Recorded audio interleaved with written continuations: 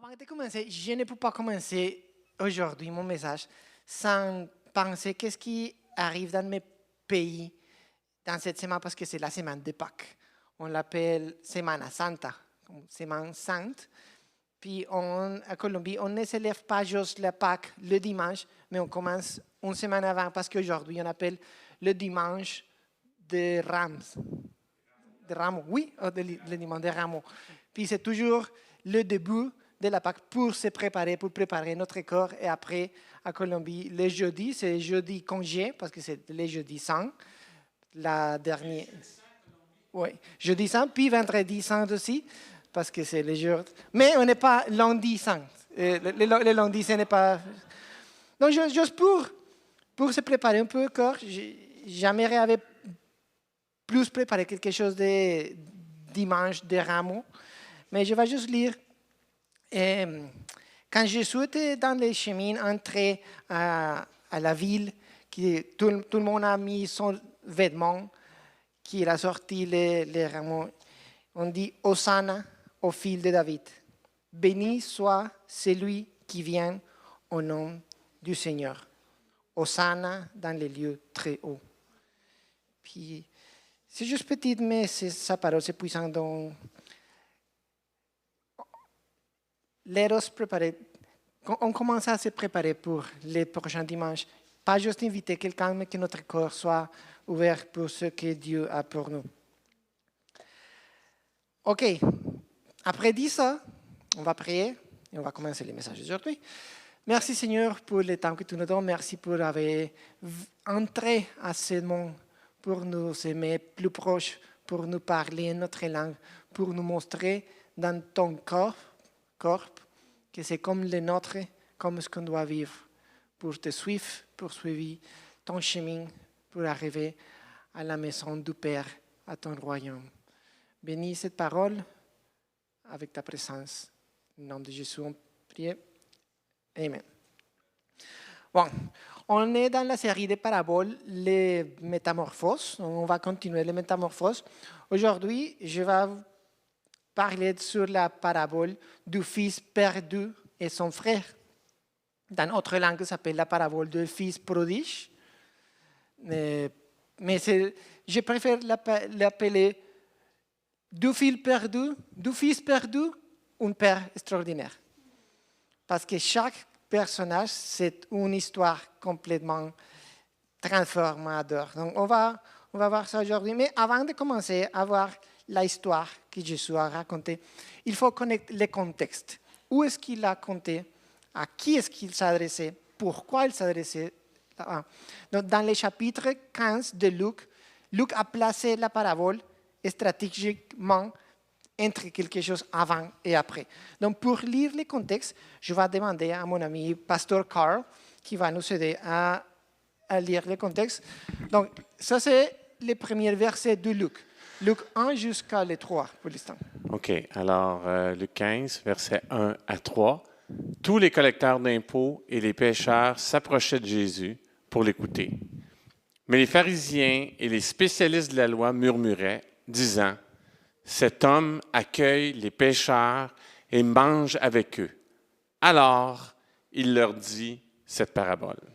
OK, reste. On va continuer après. Donc, jusqu'ici, comment est-ce qu'on va faire les messages aujourd'hui? On va lire un peu la parole. J'aime la parole parce que je ne viens pas ici pour vous parler de moi. Je viens ici pour vous exposer la parole de Dieu. C'est pour ça que j'aime juste projeter les mots, surligner les mots. Donc, si vous avez une Bible physique, même si c'est digital, numérique, vous pouvez surligner, prendre des notes. Donc, à qui est-ce que Jésus a parlé? Les collecteurs d'impôts, à les pécheurs. Synonyme, mais il a parlé. Mais il y a quelqu'un autre gens qui était autour, qui écoutait les paroles de Jésus. C'était les pharisiens et les spécialistes de la loi. Dans ces cultures, les pharisiens et les spécialistes de la loi, c'est comme si aujourd'hui on dit les leaders de l'Église. Les pasteurs, les diacons, les leaders de l'Église. Les gens qui connaissent la parole de Dieu. les gens qui faisaient l'assemblée. Donc, à ces gens, Jésus parlait. Et qu'est-ce que les pharisiens murmuraient? Cet homme, Jésus, accueille deux pécheurs et mange avec eux. Il savait vraiment le cœur du message. Mon cœur du message, si je peux vous chincrer mon message d'aujourd'hui, c'est ça. Cet homme accueille des pécheurs et mange avec eux. Si vous sortez aujourd'hui avec ça, écoute, je suis content. Parce que Jésus parlait aux pharisiens. Donc, on gardait ça dans la tête. Donc, on continue avec parce qu'il dit, alors il a dit cette parabole, mais ce n'est pas juste une parabole, il a raconté 3 paraboles pour amplifier les points de cet homme accueille des pécheurs et mange avec eux. Donc, si on continue, les prochains versets, s'il te plaît, Carl. Toujours dans Luc 15, Oui. versets 4 à 10. Si l'un de vous a 100 brebis et qu'il en perd une, ne laisse-t-il pas les 99 autres dans le désert pour aller la chercher, pour aller à la recherche de celle qui est perdue, jusqu'à ce qu'il la retrouve? Lorsqu'il l'a retrouvée, il la met avec joie sur ses épaules. Et, de retour à la maison, il appelle ses amis et ses voisins et leur dit, « Réjouissez-vous avec moi, car j'ai retrouvé ma brebis qui était perdue. De même, je vous le dis, il y aura plus de joie dans le ciel pour un seul pécheur qui se repent que pour 99 justes qui n'ont pas besoin de changer d'attitude. » Verset 8. Ou bien, si une femme a 10 pièces d'argent et qu'elle en perd une, ne va-t-elle pas allumer une lampe, balayer la maison et chercher avec soin jusqu'à ce qu'elle la retrouve? Lorsqu'elle l'a retrouvée, elle appelle ses amis et ses voisines et dit, « Réjouissez-vous avec moi, car j'ai retrouvé la pièce que j'avais perdue. De même, je vous le dis, il y a de la joie parmi les anges de Dieu pour un seul pécheur qui se repent. » Parfois, je dis, celui qui a des oreilles pour entendre, entendre. C'est ça que je dis, parce que c'est la parole qui parle. Donc, si on se souvenir, cet homme accueille des pécheurs et mange avec eux. Accueille, c'est avec joie, mange avec joie pour un pécheur qui se repent. Donc, ça, c'est les points de la parabole de les 100 brebis. Après, la femme, les 10 pièces, même chose, réjouis avec moi, avec joie, pour un seul pécheur qui se repent. Pour les prochains diapos, je vais essayer de lire parce que je vais lire par fragments. Si vous voyez que vous n'êtes pas capable de me suivre, j'ai mon ami Carl qui peut nous aider. Plan B, oui. OK, on commence vraiment la parabole de les 2 fils perdus. Je vais retourner. Oh, je dis double-clic. OK, il dit encore. Un homme avait 2 fils. Le plus jeune dit à son père, « Mon père, donnez-moi la part d'héritage qui doit me revenir. » Le père le partagea alors ses biens. Peu de jours après, le plus jeune fils ramassa tout et partit pour un pays éloigné. Pour un pays éloigné. Donc, il n'a pas resté dans le même pays du père. Il a sorti du pays du père pour aller à un autre pays éloigné, où il gaspilla sa fortune et vivant dans la débauche. Alors qu'il avait tout dépensé, une importante famine survit dans ce pays. Dans quel pays? Les pays étrangers, pas dans les pays du père. Et il commença à se trouver dans les besoins. Il alla se mettre au service d'un des habitants du pays éloigné, pour qu'il envoya dans ses chambres garder les porcs. Il aura bien voulu se nourrir des carbures que mangeaient les porcs. Écoute, les porcs, dans ces cultures-là, c'était un animal impur. Donc, les jeunes fils, ils étaient avec les porcs, avec les cochons. Ils voulaient manger la cochonnerie. Oui. Mais il n'était pas juste pauvre. Il était pauvre et impur. dans ce moment parce qu'il habitait dans les porcs. Donc ce n'est pas juste la pauvreté qu'il avait, mais aussi il était impur. Mais personne ne lui en donnait. Vers 17. Il s'est mis à réfléchir. Voilà, ces mots-là, surlignez ça si vous savez encore des Bibles physiques. Sinon, parce que c'est ici que toute l'histoire change. Il vient d'être, on ne sait pas combien de jours, combien de mois, mettons, parce qu'il avait parti, alors il avait vécu tout dépensé. C'était une grande fortune. Il avait tout dépensé après une famine. Ce n'est pas une question de jours ou de semaines. Je pense que plus que ça, jusqu'à qu'il arrive au verset 17, il s'est mis à réfléchir. S'est mis à réfléchir, c'est comme on arrête, on pense et on commence à se regarder à soi-même. Il se voit à lui-même pour penser, qu'est-ce que j'ai fait? Pourquoi est-ce que j'ai arrivé à ce point-là? Qu'est-ce que j'ai fait pour arriver à vouloir manger la même cochonnerie que les porcs?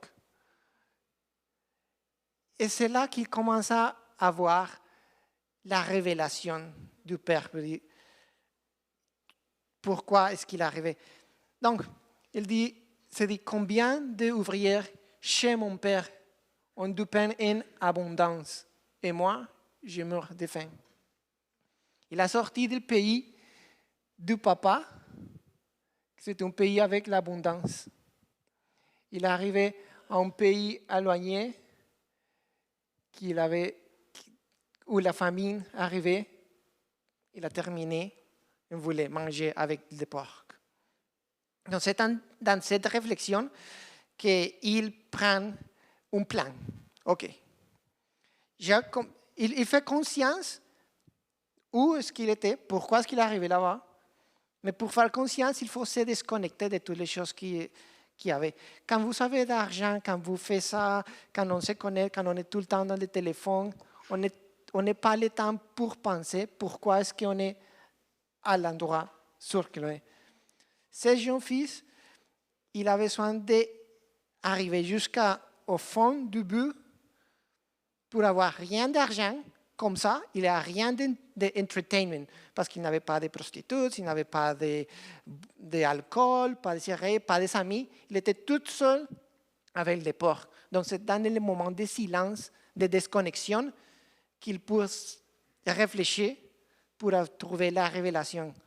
Donc, si vous êtes dans un endroit que vous vous demandez pourquoi est-ce que j'arrive ici, la première chose que je vous demande, c'est de disconnecter-vous de beaucoup de choses. Prendre du silence avant que vous terminez avec les porcs. Prendre du silence pour se réfléchir, dire Dieu, comment est-ce que j'arrive ici? Et après, on vient avec un plan. Je vais retourner. Okay. Le plan, c'est je vais retourner chez mon père parce que j'ai compris pourquoi est-ce que je suis ici. Et je lui dirai, Père, j'ai péché contre le ciel et contre toi. Je ne suis plus digne d'être appelé ton fils. Traitez-moi comme un de tes ouvriers. Il se leva et alla vers son père. Donc il fait le plan. Qu'est-ce que je vais faire? Qu'est-ce que je vais dire? Pourquoi est-ce que je vais dire ça? Parce que j'ai un problème d'identité. Je ne me considère pas fils de lui. Mon identité, c'est toute brisée. Et après qu'il fait le plan, il exécute le plan. Il agit. Il prend l'action. Donc, il se lève, alla vers son père. Allant, il était encore loin. Son père le vit. Donc, le père était tout le temps prendre attention. Il était looking for. Le père était jour par jour, il regardait l'horizon. Oh, mon fils, est-ce qu'il sera bien? Est-ce qu'il est très OK?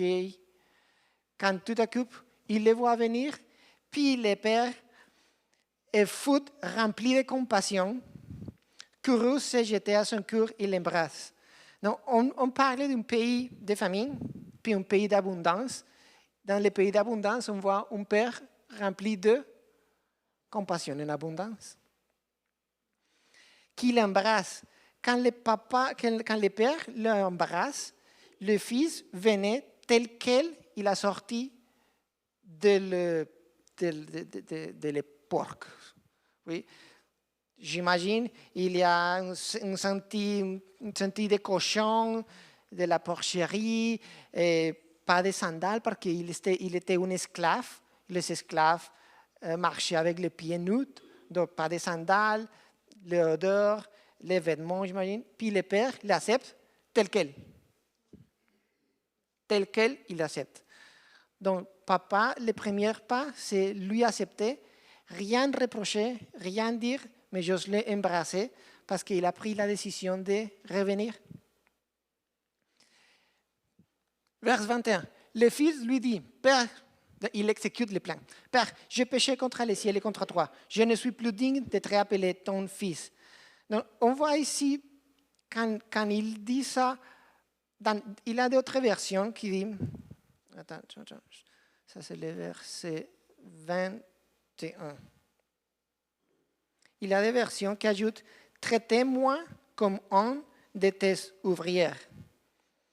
Donc, il n'était pas bien dans sa propre perception de lui-même, qu'il ne se considérait pas comme un fils du Père. Je ne suis pas digne, traitez-moi comme une ouvrière. Mais le Père, qu'est-ce que le Père répond dans le 22? Mais le Père dit à ses serviteurs, apportez vite les plus beaux vêtements. Les vêtements, ça signifie l'honneur. Tu vas changer ça, on va changer ton odeur, et honneur, pureté, propreté. Et mettez-lui, passez-lui un agneau au... Quoi? Anneau, merci. Anneau au doigt et mettez-lui. L'anneau signifie autorité, identité. Tu fais partie de la famille si tu as un anneau. Donc, il a restauré sa portion extérieure, après l'anneau, pour mettre partie de la famille. Mettez-lui des sandales aux pieds.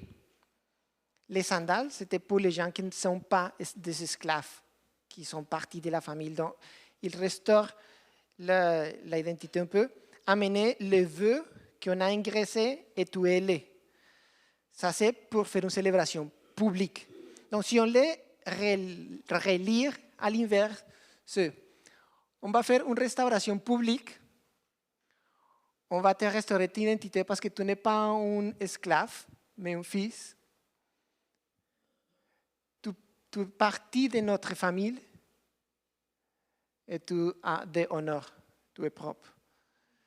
Cette question de secondes que le Père a capté la problématique du fils, il a tout changé. Il n'a fait pas une restauration partielle, il a fait une restauration complètement du fils. Amen. Mais il y a deux fils. Donc, on a fait le premier fils et on dit, oh si Seigneur, on va prier pour tous ceux qui sont dans les pays éloignés, qui sont à l'extérieur de l'église. Mais buckle up, parce que ça vient la partie pour nous. Sa première partie, c'est, oh oui, pour les pécheurs, mais pour les pharisiens, pour les spécialistes de la loi, pour les gens qui viennent à l'église, pour nous, c'est le deuxième fils. Oh, le fils aîné était dans les chambres lorsqu'il revient et approcha de la maison. Donc, il travaillait proche de la maison de papa. Voici la maison de papa. On travaille dans la louange, dans les sonores, dans les podlocs, dans l'école de dimanche, dans les prédications. On est proche de la maison. Il était proche de la maison de papa. Il a entendu la musique et les danses. Il appela un de ses serviteurs et lui demandait qu'est-ce qu'il passait. Vers 27. Le serviteur lui dit, ton frère est derrière et ton père a tué le veau engraissé parce qu'il l'a retrouvé en bonne santé. Le fils aîné s'est mis en colère. Il ne voulait pas entrer. Donc, les émotions ont pris possession de lui. Le péché, pas visible, a pris possession de lui. Parce qu'il était à porte de la célébration, mais il a laissé les émotions comme l'envie, les comparations, l'orgueil, à lui dire, il ne mérite pas ça. Donc, il était proche de la maison, mais il n'a pas compris qu'il habitait dans les pays de l'abondance, où la grâce, c'est infini. Donc il avait assez pour son frère et assez aussi pour lui. Donc, ces émotions, ces péchés, ils ont empêché de profiter de la fête. Son père sortit les supplier d'entrer. Donc, son père a fait la même intention qu'avec l'autre fille, sortit de la maison, puis l'approcher face à face, one to one, et suppliait, s'il vous plaît, s'il te plaît, entre. Amuse-toi avec nous, c'est une fête pour toi, il a assez pour toi, viens profiter. Mais il répond à son père, vers 29, voilà tant de années que je suis à ton service, sans jamais désobéir tes ordres, et jamais tu ne m'as donné un chèvre pour que je fasse la fête avec mes amis. Le mot service ici, en grec, c'est douloeo, c'est le mot esclave. Non, il dit, dans notre mot, dans l'original, voilà tant des années que je suis ton esclave, sans jamais désobéir tes ordres, et jamais tu m'as donné un chèvre. Il avait aussi un problème d'identité, parce qu'il ne pensait de lui qu'il était un fils du Père, mais un esclave du Père. On va? Vous me suivez? Et avec ces problèmes d'identité, il a pensé que les choses qu'il mérite, c'est grâce à les choses qu'il fait. Je fais plus, je mérite plus. Je fais moins, je mérite moins. C'est pour ça que mon frère, qui n'a rien fait, pourquoi est-ce qu'il mérite tout ça? Il ne clique pas, ça ne matche pas, ça boucle. Ce n'est pas logique. Si moi, que j'ai tout fait, je n'ai pas la fête, parce que c'est une mesure du monde, c'est une mesure logique. Ce n'est pas la façon que notre Dieu, le Père célestial, fait les choses en abondance. Après, vers 30, mais quand ton fils est arrivé, c'est lui qui a mangé tes biens avec des prostituées pour lui, toi, tu es le vieux. Donc, le serviteur dit, ton frère. Mais le fils aîné dit, vient ton papa à dire, ton fils.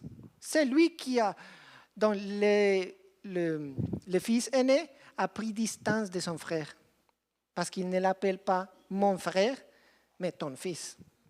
Je ne sais pas si ça arrive à vous, mais j'ai la grâce de dire toujours, dans les pays latinos, comme ça, ce n'est pas pour vous, quand un couple, mettons, vous avez des enfants, ou vous avez un animal de compagnie, et que l'enfant ou que l'animal de compagnie fait quelque chose mal, et on va raconter à notre épouse, on dit, hey, écoute David, ton fils a fait ça, ça, ça.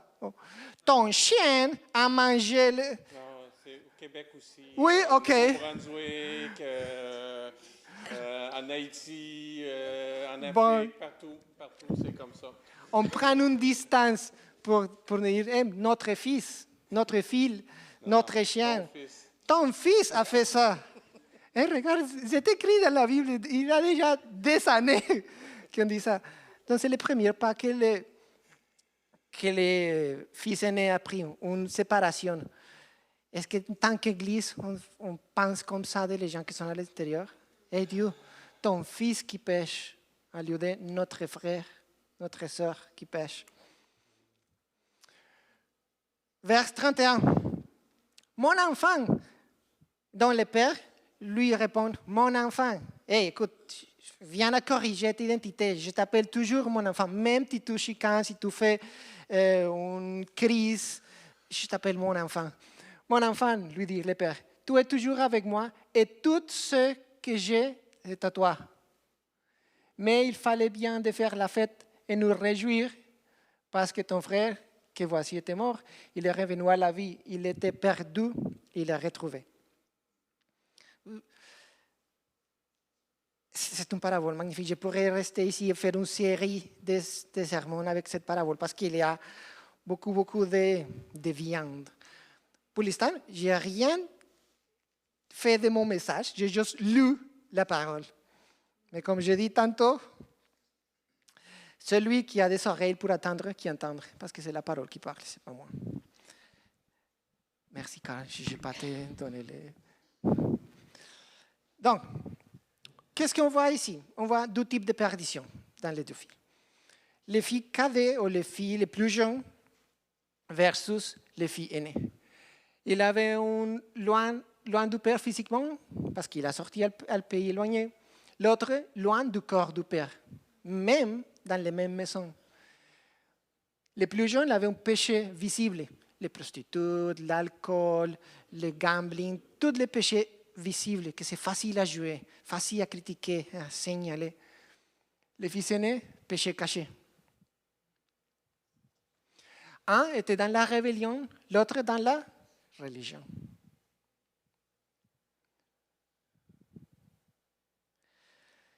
Les filles plus jeunes, il a parti, il a rejeté son père, il a vécu dans les péchés, il finit brisé. C'est le pécheur visible. Les fils aînés, il a resté, il a obéi, il a servi, mais son cœur était loin. Il se considérait comme lui un esclave, mais pas partie de l'héritage du père. Il servit comme un esclave. Comme la religion, parce que, souvenez-vous, au début de vous, à qui est-ce que Jésus a raconté ces paraboles? Les leaders religieux de là, qui considéraient la religion comme le plus que je fais, le plus que je mérite. Et ce Jésus était très stratégique. Mais avec ces deux types de fils perdus, ils ont arrivé au même endroit, au même Père. Un Père d'abondance, un Père avec une grâce scandaleuse, une grâce publique, une grâce avec du fête, du vœu engraissé, de la musique, la danse. Dans sa culture, le père qui court était une humiliation pour lui, parce que Nathalie nous a expliqué dans un autre message, quand le père doit courir, à cause du type de vêtements longs, il faut comme se lever les vêtements et courir. Ça signifie d'humiliation pour le père. Mais le père a pris l'humiliation du fils pour aller se rapprocher à lui. Ça me dit quelque chose. Oui. Il l'embrasse, il le restaure immédiatement. Pas de test, pas de conditions, pas de punition. C'est une grâce scandaleuse, démesurée, abondante, imméritée. Pour nous, tant que papa et maman, tant que parents, parfois on n'est pas comme ça avec nos enfants. Parce que si l'enfant, je vais dire, dans les pays latinos, mais Carl va me dire, ok, oui, aussi au Québec. Parfois, on a des enfants qui disent, hey, fais pas ça, tu vas tomber. Tu vas te briser, tu vas avoir una yaya, un dodo. Boum! Qu'est-ce que j'avais dit? Oui. Le papa ici, quand les filles reviennent, il ne reproche pas. Qu'est-ce que j'avais dit? Je savais que vous avez gaspillé tout l'argent. Je savais. J'avais dit. Non, le papa rien dire. Tel quel. Même si le papa avant, si le père avant était conscient que lui, quand il donne la portion de l'héritage, il était, je crois que presque sûr que les jeunes fils vont aller tout gaspiller. Mais il l'a donné quand même. Et il a attendu. Je suis ici, des portes ouvertes, des bras ouverts, jusqu'à tout comprendre l'abondance qu'il y a ici. Parce que tu ne vas pas trouver cette abondance ailleurs. Il faut que tu sortes et que tu craches avec un humour, avec la misère, avec la cochonnerie, pour te mettre à réfléchir et dire, hey, je dois retourner. Et pour les fils aînés, pour l'aîné, les pères sortent aussi. Ils supplient, mon fils, c'est la même grâce. Donc la grâce qu'on voit pour les pécheurs à l'extérieur de l'Église, on a aussi accès à les mêmes grâces abondantes, mêmes grâces scandaleuses, de les mêmes pères. Mais c'est intéressant parce qu'il y a une chose que je n'avais pas remarqué avant, c'est que le message de Jésus, la parabole, finit sans finir. Il était perdu et il est trouvé. Fin. Mais est-ce que le fils aîné entre-il à la fête ou pas? Tant, on va demander à Jésus un jour. Jésus a fait ça conscient parce qu'il voulait laisser la porte ouverte, une invitation à les pharisiens. Et toi, est-ce que vas-tu rentrer? Vas-tu entrer? C'est pour ça qu'il finit par les paraboles comme le fils aîné a sorti ou a entré, parce que c'est une décision. Même que le jeune fils a pris la décision de réfléchir, faire les plans et mettre l'action, Jésus laisse la porte ouverte pour les pharisiens, pour les religieux, pour les gens qui les connaissent déjà. Tu me connais, mais la fête, c'est après la porte. Est-ce que vas-tu entrer à la porte? Tu dois prendre une décision. C'est quoi l'action que le jeune fils a fait? Il a fait la réflexion, il a dit, je péché. Donc, la repentance. Donc, pour les fils aînés, c'est aussi la même action, la repentance, reconnaître notre péché. Tu peux être dans l'église et pas dans le royaume de Dieu. Tu sers, tu fais, tu es fidèle, mais ton corps est loin. Donc, pour entrer à la fête, il faut faire la même chose que les jeunes fils. Repentance continue, fête continue. Le royaume, ce n'est pas pour les parfaits, mais pour ceux qui reviennent constamment. J'ai toujours savais qu'il faut faire la repentance, que personne n'est pas parfait, qu'on est tous pécheurs. Mais pour vrai, je n'ai pas prié tellement souvent pour repentance. Mais depuis quelques mois, quelques semaines, que j'écoutais un autre message, j'ai commencé à mettre l'habitude dans mes prières de prier pour repentance. Tous les jours. Tous les jours, prier pour repentance. Et qu'est-ce que j'ai trouvé? Que tous les jours, je pêche. Je pêche. C'est comme... Parce que parfois, on est comme, non, hier, j'étais à l'église, après, j'ai dormi, après, j'ai fait la vaisselle. Non, j'ai rien péché. Mais quand tu commences à prendre l'habitude de repentance, Dieu commence à te révéler que tu pêches. Quand tu es conscient que tu pêches, tu es conscient que tu as besoin de sa grâce. Tu es conscient que tu ne peux pas tout faire par toi-même, qu'on n'est pas assez pour nous. Puis c'est dans cette conscience-là qu'on est capable de s'identifier, ou pas s'identifier, les fils aînés pour dire, n'importe pas combien de choses je fais, je ne vais jamais arriver au point que je veux, parce que je suis toujours pécheur. Donc on marche, mais ce n'est pas reachable, ce n'est pas quelque chose qu'on peut arriver à voir. Quoi? Atteignable par nous-mêmes. Merci, pasteur. Il a besoin de la grâce du Père. Dans cette culture, les fils aînés, c'était les responsables. Dans une situation comme ça, les fils aînés étaient les responsables de sortir à chercher les jeunes fils pour les faire changer d'idée. Il était aussi le responsable d'aller sur les pères pour intercéder pour les jeunes fils. C'était partie de la culture, de leur rôle de l'enfant plus vieux, oui, de l'older brother. Mais l'histoire ne raconte pas ça. Puis l'histoire dit que les fils aînés, c'était les pharisiens, les religieux. Donc, quelques mots nous dire, on est les responsables d'aller chercher tous qui ont sorti de l'église, tous qui sont éloignés. Mais dans l'histoire, on voit que les fils aînés ne le font pas, mais c'est Jésus qui vient ici dans la photo pour dire que les frères aînés, ils le cherchent, ils le tercèrent, ils le restaurent, mais Jésus, il cherche, il restaure, il restaure. En autre mot, Jésus dit aux pharisiens, sans lui dire, parce que Jésus est très intelligent, vous auriez dû aller vers les perdus, mais vous ne l'avez pas fait. Et lui, il le fait. Où es-tu dans cette histoire?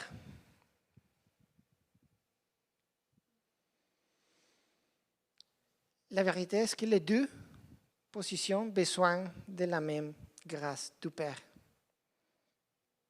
Puis, une chose que j'ai vécue dans mon nouvelle habitude de prière pour repentance de mes péchés, est que parfois on est court dans les combien de péchés on connaît pour s'identifier. On dit, OK, oui, je ne tue pas, je ne vole pas, je ne suis pas infidèle à mon épouse, à ma épouse. Bon, j'ai fini, donc je suis parfait. C'est pour ça que je vais mettre ici à l'écran une liste de péchés pour nous identifier. Parce que tout ici, on a tout besoin de la grâce de Dieu. Je commence par moi. En temps de lire et d'étudier ces paraboles, je me suis dit, Seigneur, je suis plus proche à les fils aînés et je ne voulais pas rester à l'extérieur de la fête, juste en regardant par la fenêtre toute l'abondance et toute la grâce qu'il y a à l'intérieur. On voit des péchés évidents qu'on connaît facilement, le rejet de Dieu, de vie double, dépendance, immoralité, éloignement volontaire, fuite de Dieu, et tous les autres péchés qui sont facilement signalables, qu'on peut voir dans la rue, qu'on est dans les métros, et on facilement, OK. Oui, on est expert en faire ça, on est les pros. Les religieux, on est les pros à faire ça. Mais il y a aussi le péché caché. Orgueil spirituel, jugement des autres, jalousie, comparaison, manque de compassion, servir sans amour, ressentiment, dureté de cœur, obéissance en relation, se croire mieux. Vous ne devez pas dire Amen, Amen. Mais j'espère que dans votre cœur, vous sentez que l'Esprit Saint vous dit, hey, ça c'est pour toi. Parce que si tu connais le péché, tu connais la grâce. Tu veux plus de grâce, tu as besoin plus de reconnaissance de ton péché. Dieu, dans un autre passage, Jésus dit, à ceux qui on a pardonné plus, ils ont connu plus d'amour. Je n'ai pas la phrase parce que je dois aller translate dans mon tête, mais vous connaissez le passage. C'est qu'on aime plus à ceux qu'on doit pardonner plus. Donc, si vous voulez sentir plus de l'amour de Dieu, vous devez apporter plus de péché pour dire, hey, écoute Dieu, je fais mon mieux, mais je n'arrive pas. J'arrive pas. Je sais que j'avais déjà demandé pardon pour ça, mais je fais les autres fois. Je sais, pardonne-moi. Puis, les pharisiens savaient tout ça parce qu'il a commencé la parabole comme ça. Cet homme, Jésus, accueille avec les bras tels quels à les pécheurs. La seule différence que Jésus a raconté les trois paraboles, c'est pour dire à les pharisiens, oui, on est tous des pécheurs, j'ai accueilli tous les pécheurs, mais les pécheurs repentants. Ils mangent, ils font une fête, ils mettent des anneaux, des nouveaux vêtements, tout avec eux. C'est juste ici qu'on peut se marier. Puis maintenant, on va avoir un temps de prière, de repentance. Parce qu'il faut, après cette révélation du péché, il faut venir avant le Père célestial pour dire, écoute, je suis salé, je ne suis pas propre, j'ai besoin de ta grâce. Je voulais entrer à la fête, mais je ne peux pas par moi-même, j'ai besoin de Jésus. Donc, on va prier, puis commencer à réfléchir sur ce que l'Esprit vous donne encore.